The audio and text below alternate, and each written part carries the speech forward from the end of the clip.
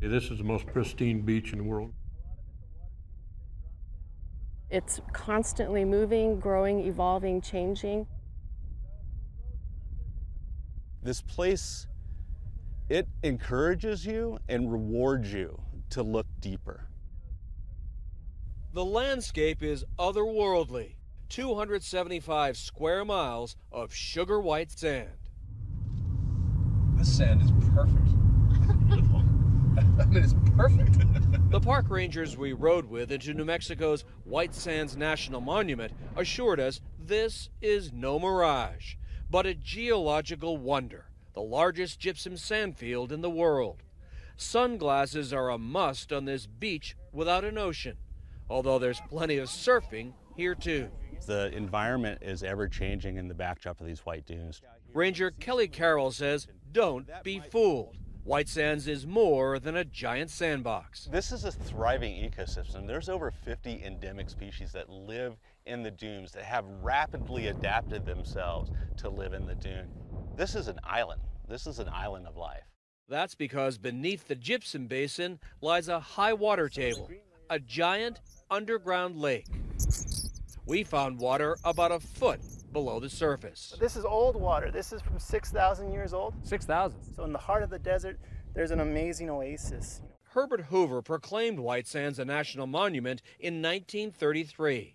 But there's an ongoing drive here to upgrade its status and make White Sands America's next national park. We're at about mile 4. White Sands Superintendent Marie Sauter describes the difference. A national monument usually is recognized for a singular resource or a singular event. A national park will frequently have multiple layers, a little more complexity.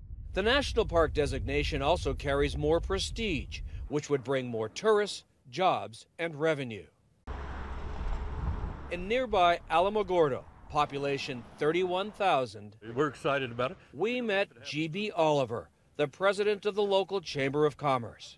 Studies show turning White Sands into a national park could mean an extra 100,000 visitors a year, an economic windfall of up to $7.5 million for the region. National parks just have that much more recognition. People are in the habit of looking for those and going to them and visiting them.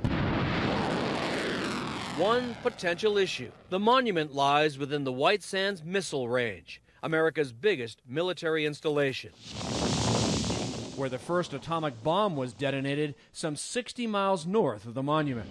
The Department of Defense and the Park Service had competing interests, but agreed to create a national park with a series of proposed land swaps. The real pitfall is something else. America has 60 national parks.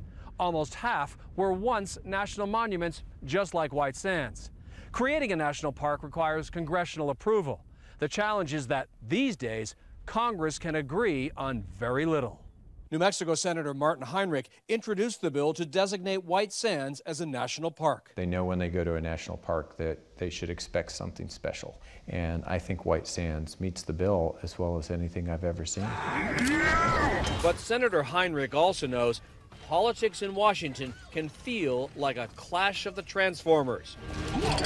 This scene was filmed at White Sands. So what are the odds then of this happening? I think the odds of this happening are very high. I think the question is when. And it may take 6 months or it may take a few years, but there will be a White Sands National Park. White Sands may have a lesson for polarized lawmakers about the dynamic of change.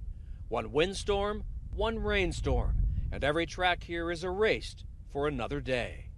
Mark Strassman at the White Sands National Monument in New Mexico.